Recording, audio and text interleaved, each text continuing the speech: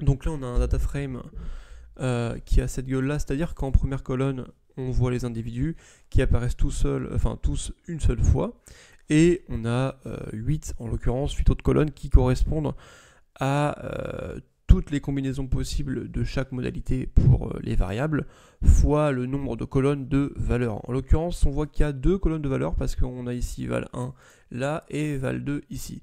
Val1 et val2 sont présents à chaque fois 4 fois. 4 fois pourquoi? Parce qu'il y a 4 combinaisons possibles de modalités pour les variables. C'est-à-dire que la première variable, on voit ici, elle a comme modalité A et elle a aussi B. La deuxième variable, elle a comme modalité T et aussi R qu'on voit juste ici.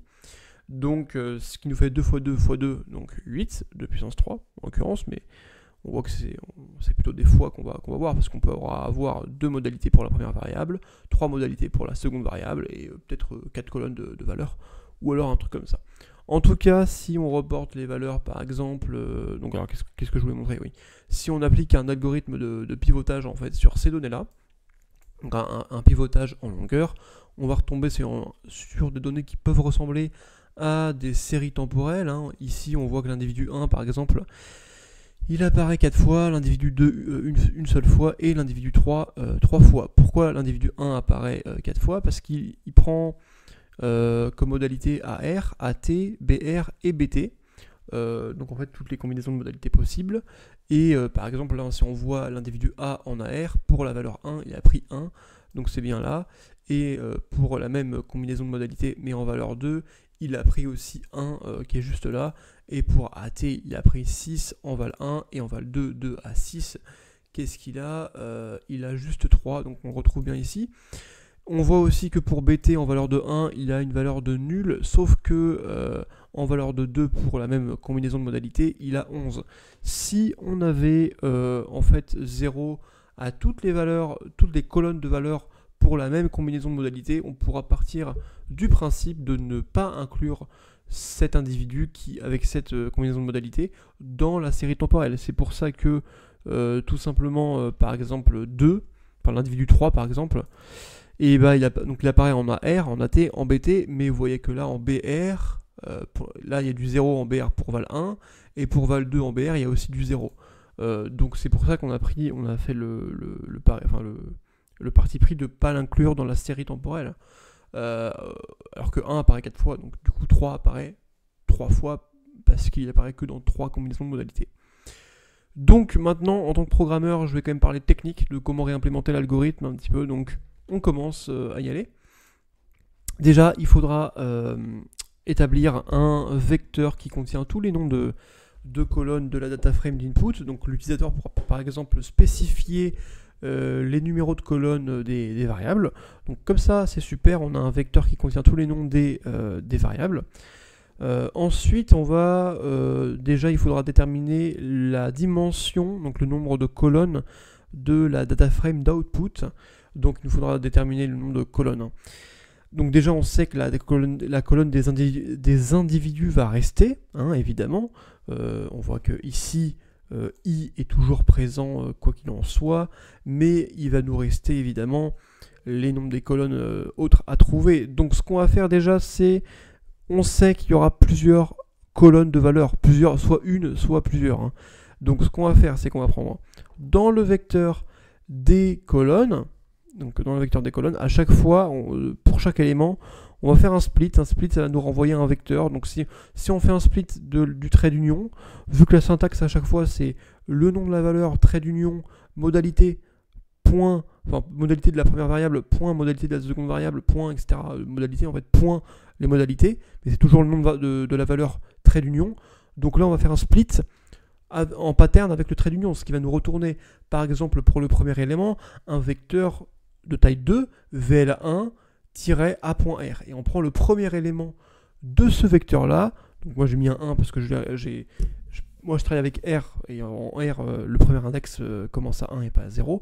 Mais en tout cas, quoi qu'il en soit, on prend le premier élément du vecteur d'output du split avec le pattern trait d'union, qui va nous retourner le nom de la valeur en question. Donc en l'occurrence c'est VL1, on fait à chaque fois ça, on le met, on append les résultats dans un vecteur anonyme.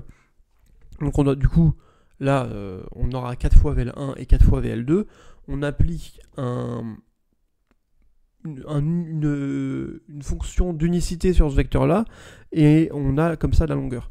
Donc comme ça, on a 4 fois VL1, 4 fois VL2, on n'aura plus qu'une fois VL1 et une fois VL2, vu qu'on fait passer ce vecteur anonyme dans la fonction unique. On prend sa longueur, c'est bien 2, donc on sait que combien de valeurs différentes, de colonnes de valeurs on aura au moins 2 colonnes de valeurs, plus au moins une colonne d'individu, donc on sait déjà qu'on aura au moins 3 colonnes d'output. Alors, en fait plus que 3 évidemment, parce que là il nous faut déterminer le nombre de variables. Le nombre de variables, alors on peut le déterminer, en fait vous voyez que là par exemple quand la personne va faire pivoter en longueur les données, il a nommé en fait les variables qui vont être créées, parce que les A et les B par exemple sont des modalités d'une certaine variable qui correspond du coup à un nom.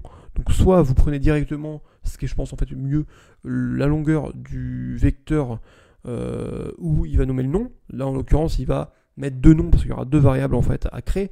Donc vous prenez juste 2 en fait la longueur de ce vecteur là. Soit techniquement vous pouvez juste prendre aussi le premier, alors c'est un peu plus long du coup, mais le premier élément du coup du vecteur et compter le nombre de points. Vu que là on a un point, donc on a une séparation, et si on a une séparation, ça fait du coup 2 variables, donc vous comptez le nombre de points plus 1. Mais bon, en vrai c'est quand même plus simple de prendre juste en fait la longueur du vecteur de nommage des variables qui vont être créées. Donc super, comme ça, ce qu'on a, c'est on a le nombre de valeurs, de colonnes de valeurs, le nombre de variables, la colonne des individus, donc ce qui nous donne un total de 5 pour le nombre de colonnes de la data frame d'output, tout simplement, voilà, nbcol 1 plus nbvar plus nbval égale 5. Donc RTND, donc la valeur, le data frame de return va avoir en premier lieu un nombre de lignes 0 évidemment, parce qu'on n'a pas encore inclus les lignes, mais un nombre prédéfini de colonnes qui est égal à 5. Une variable aussi intéressante qu'on va pouvoir utiliser, c'est le nombre en fait de modalités de combinaison en fait Ouais, donc je disais du coup une variable aussi qui va être intéressante, c'est le nombre de combinaisons de modalités possibles, qui va être en fait égal à nbcol, donc le nombre de colonnes de la data frame d'input, moins 1, donc moins en fait la colonne des individus, et divisé du coup maintenant par une variable dont on sait la valeur, qui est nbval. Donc en l'occurrence, la data frame d'input, elle avait, on va juste compter là le nombre de colonnes qu'elle avait, elle avait 1 première colonne, 2, 3, 4, 5, 6, 7, 8, et en fait elle en a aussi une 9e qu'on voit juste là, 9. Et du coup, on sait qu'elle a 2 colonnes de valeurs en fait, elle a 2 valeurs différentes. Donc ce qui va nous donner un résultat de 9 moins 1, donc 8, le tout divisé par 2, 4. Et en effet, le nombre de combinaisons de modalités possibles est bien égal à 5. On a AR, AT, BR et BT. Donc très simple, une variable qui va aussi nous être très intéressante à manipuler. Donc maintenant, on va s'intéresser à comment append en fait les lignes à la data frame d'output. Donc là, j'ai juste pris en fait la première ligne qu'on peut trouver dans la data frame d'input, qui est juste là, quoi. Vous voyez là, 6, 7, 0, 1, 3 pour le premier individu, 6, 7, 0, 1, 3, 9, 0, 11 en valeur. Et on va déjà établir un vecteur de recherche qui va aller en fait de 1 jusque, là vous voyez, on regarde donc on va établir un vecteur de recherche qui va de 1 jusqu'au nombre de combinaisons de modalités possibles, donc qui va de 1 à 4, super. Donc on va rechercher dans ce vecteur là de 6 à 11 les cellules de 1 à 4, 1, 2, 3, 4, et pourquoi pas plus, parce que justement, alors je vais vous montrer, si on commence du coup à l'index 1, ok, à l'index 1, on va aussi aller chercher du coup on va faire un plus 4 plus nbmod, en fait, plus le nombre de combinaisons de modalités possibles. Donc plus 1, 2, 3, 4. Et on voit si dans toutes ces cellules-là, en fait, est-ce qu'elles ont des valeurs nulles. Si elles ont toutes des valeurs nulles, alors ça sert à rien de à peine, c'est ça, de à peine en fait la combinaison, l'individu avec cette combinaison de variables, vu que en fait, il apparaît aucune fois. L'individu avec cette combinaison de variables n'apparaît aucune fois. Donc c'est pour ça que on procède comme ça. Imaginons que là, si j'avais un 0 ici, que là j'avais un 3, il y en a au moins une des colonnes des valeurs qui est positive ou négative, en tout cas qui n'est pas égal à 0, du coup on va quand même append l'individu vu qu'il est présent avec cette combinaison de modalités. Donc c'est ce qu'on fait, hein. Vous voyez, la cœur row de 1, donc ici, et cœur row de 1 plus n bémol, donc cœur row de 1 plus 4, donc de 5. Hein. Donc 1 ici, 2, 3, 4, 5. En tout cas, là, en l'occurrence, les deux ne sont pas égales à 0. Donc on va append en fait l'individu 1 avec la combinaison de modalités dont on ne sait pas encore c'est quoi en fait cette combinaison de modalités.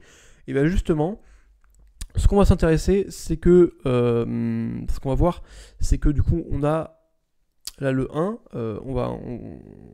c'est aussi l'index qui correspond parfaitement, enfin c'est le 1, si vous l'index du 1, si vous l'incluez dans le vecteur des noms, ça correspond du coup parfaitement à ce qu'on peut trouver pour la modalité qu'on va pouvoir associer à l'individu de chaque variable. Donc c'est à dire que on va prendre colvar de 1. Qu'est-ce qu'on a dans colvar de 1? On a val1 hein, toujours la modalité de la variable 1 point la modalité de la variable 2. Ça c'est super. Sauf que du coup nous on veut pas val1 ni la modalité de la variable 2. Et le vecteur de recherche il est en l'occurrence égal à 1 et 5. Donc vu que 1 c'est en index du vecteur de recherche, c'est le premier en fait, c'est le premier élément, on va regarder du coup dans colvar de 1, en fait on va déjà appliquer à colvar de 1 une fonction qui va splitter en fait colvar de 1 avec deux patterns. C'est-à-dire que si on le splittait qu'avec un trait d'union, ça aurait fait un vecteur d'output de taille en 2, on aurait val1 et modvar de 1 point modvar de 2 en deuxième élément, mais comme là on va mettre deux patterns de splittage, on va avoir en vecteur d'output un vecteur qui est égal à 3, qui est égal à val1, modvar de 1 et modvar de 2, et comme on est à 1, qui correspond au premier élément du vecteur de recherche, alors on va faire de 1 plus 1 du coup, parce que le premier élément, celui-là, on le veut pas en fait, voilà.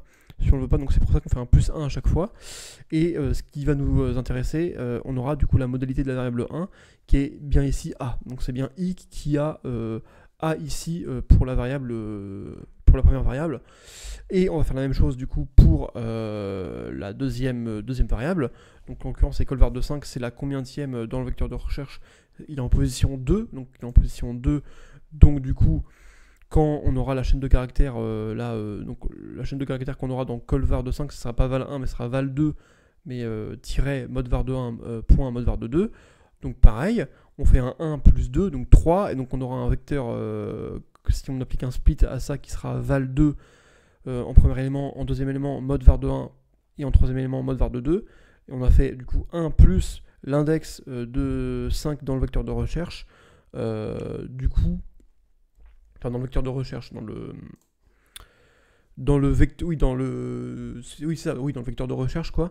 Et du coup, bah on prend le 3 et donc c'est bien un R. Donc la I en A et en R aura la valeur du coup cœur row de cœur row de 1 et cœur row de 5. Cœur row, c'est la ligne courante que j'ai entourée en rouge ici. Et donc cœur row de 1 c'est bien 6 et cœur row de 5 c'est bien 3.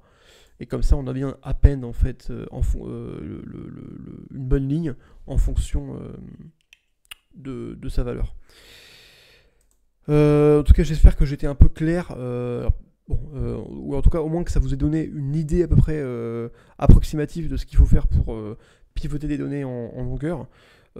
Comme ça, voilà, c'est une petite vidéo très simple que je voulais faire. Bon bah allez, je vous donne rendez-vous à la prochaine vidéo et puis j'espère que vous passez une bonne journée ou une bonne